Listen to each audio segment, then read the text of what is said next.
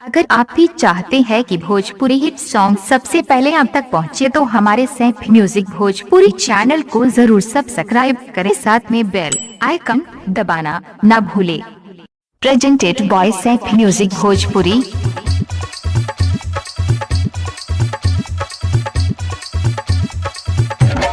ठोक दी गीला सिवाने वाला, ठोक दी गीला सिवाने वाला, म्यूजिक सिवाने वाला, गोपालपुर। ठोक दी गीला।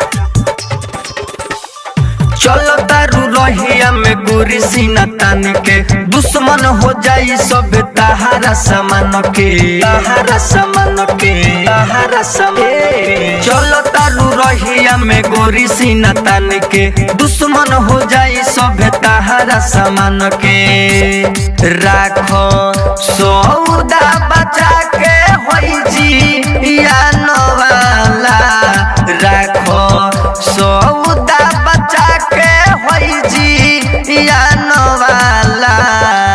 न तो ठोक दी, न तो ठोक दी गीला सिवाने वाला, न तो ठोक दी गीला सिवाने वाला, न तो ठोक दी गीला। Presented by Saif music Bhojpuri. सिवाने वाला, ठोक दी गीला सिवाने वाला, सिवाने वाला, ठोक दी गीला। खुशबू रिकॉर्डिंग स्टूडियो कहला बिशनपुरा बाजार। मिक्स बाय इमाम बाबू।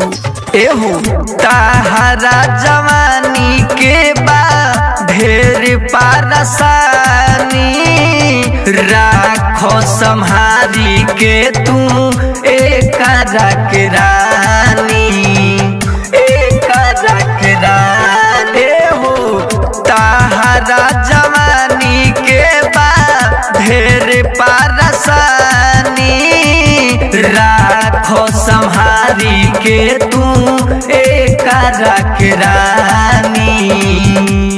बाड़ू लइका न करो कम से यानो वाला, बाड़ू लइका न करो कम से यानो वाला।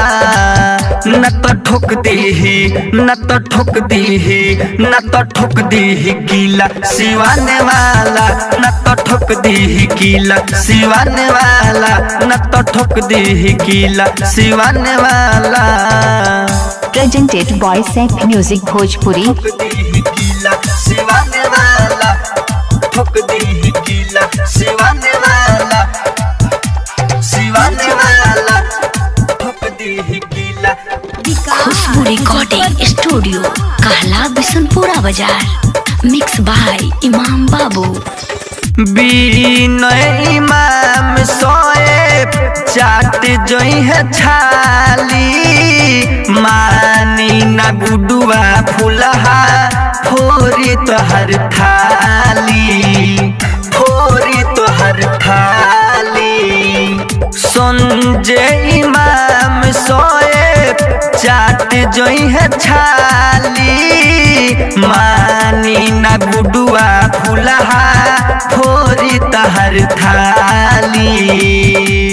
तहार छितरी समान होइबे जानो वाला, तहार छितरी समान होइबे जानो वाला। न तो ठोक दी, न तो ठोक दी, न तो ठोक दी गीला सिवाने वाला, न तो ठोक दी गीला सिवाने वाला, न तो ठोक दी गीला सिवाने वाला। Presented by Saif music Bhojpuri.